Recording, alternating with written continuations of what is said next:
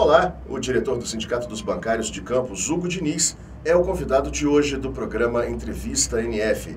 Ele vai falar sobre a greve nacional da categoria a partir da semana que vem. Hugo, qual é a situação atual dos bancários? Os bancários, durante todo o mês de agosto, buscaram estabelecer contato com a FENABAN e realizaram 8 rodadas de negociação.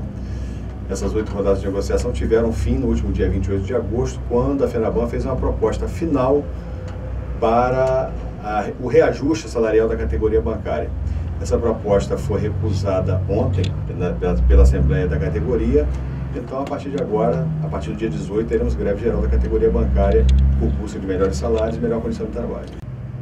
Por que houve a indicação dessa greve? Eles ofereceram 6% de reajuste, o que no primeiro momento poderia ser alguma coisa interessante, né? Representava um reajuste de 0,7, reajuste real de 0,7, e nós acreditávamos até que pudesse avançar mais alguma coisa, mas infelizmente eles deram por encerrado as negociações e com a divulgação da inflação do mês de agosto, nós fizemos uma análise em cima dos 3 índices mais conhecidos, que é o IPCA, o INPC e o ICV do Diese. A inflação no período ficou em torno de 5,6%. Então, esse 6% de reajuste, na verdade, representa apenas 0,38% de reajuste real. E a categoria resolveu rejeitar. E quais são as principais reivindicações da categoria? Na questão da PLR, por exemplo, nós temos uma PLR que foi feita levando-se em consideração a lucratividade do setor financeiro. Agora, os bancos têm feito algumas vamos dizer assim, chamam de maquiagem nos balanços das empresas, em que eles jogam as provisões de crédito, eles aumentaram consideravelmente as provisões de crédito duvidoso, o que na verdade não corresponde, inclusive, à realidade nacional. Isso impactou de forma negativa o balanço, então automaticamente vai trazer também um prejuízo para a PLR. Esse é um dos pontos que está sendo debatido na mesa. Nós queremos que a PLR seja uma verba fixa, né, para a categoria bancária, em cima do salário do bancário, né, e mais uma porcentagem em cima dos lucros obtidos no período de um ano. Né? Então, esse é um dos pontos. A questão do reajuste salarial, nós brigamos hoje por 5% de reajuste real, além da inflação do período, que dá um reajuste total de 10,25%. Então, como eu disse a você, 6% no primeiro momento pareceu ser interessante, mas falamos assim, vai chegar perto disso, né? Mas não, pararam no 6% e disseram que não tinha mais nada a apresentar. Tem também a questão do plano de cargos e salários, que dentro dos bancos não existe, né? Ainda mais a partir da aquisição de empresas bancárias por outras empresas bancárias. Então, cada um tinha um plano de cargos e salários, e quando você adquire uma nova empresa, ficou uma verdadeira torre de Babel, né? Pessoas exercendo a mesma função com salários diferentes, um ganhando mais do que o outro, né? No mesmo local de trabalho, inclusive. Então, nós pedimos exatamente isso, que haja uma uniformização, claro, considerando os salários mais vantajosos, né, para que todos os bancários, todas as agências bancárias tenham praticamente o mesmo salário. É claro que isso aí a nível de empresa, você também não pode obrigar uma empresa a ter o mesmo salário que a outra pague, né?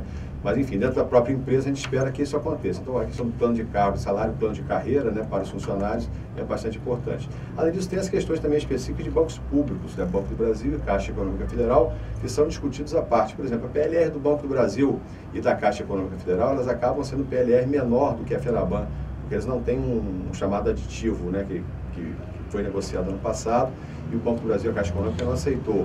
Tem a questão da jornada de trabalho de 6 horas. Hoje há uma jurisprudência no TST que considera que a jornada de trabalho do bancário é de 6 horas.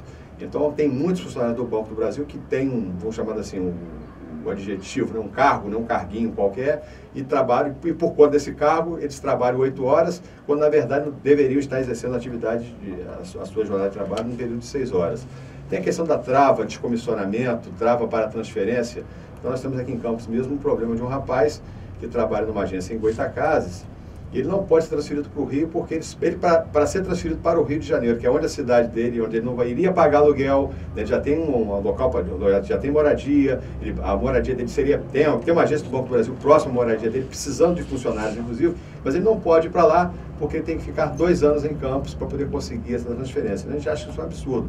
A partir do momento que o rapaz, que a pessoa é funcionário do banco, né, havendo vaga numa outra agência, ele pode pedir transferência, poderia, em tese, né, pedir transferência a qualquer momento, mas o banco não permite isso.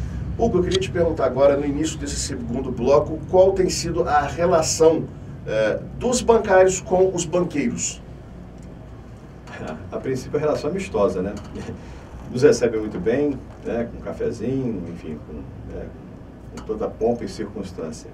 Mas, infelizmente, nos recebe apenas para negar as nossas reivindicações. Eventualmente, há negociações específicas banco a banco que consegue avançar alguma coisa, né? Mas é a maioria das vezes que há uma negociação direta entre bancário e banqueiro, né?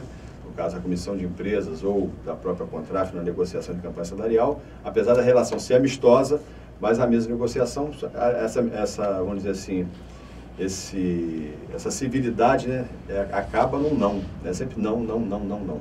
E mesmo com essa questão de um banco acabar incorporando outro, essa negociação ela não foi facilitada de certa forma?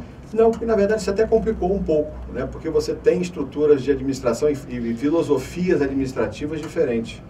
Nós tivemos esse problema especificamente, um problema que foi muito sentido quando o Unibanco comprou o Nacional.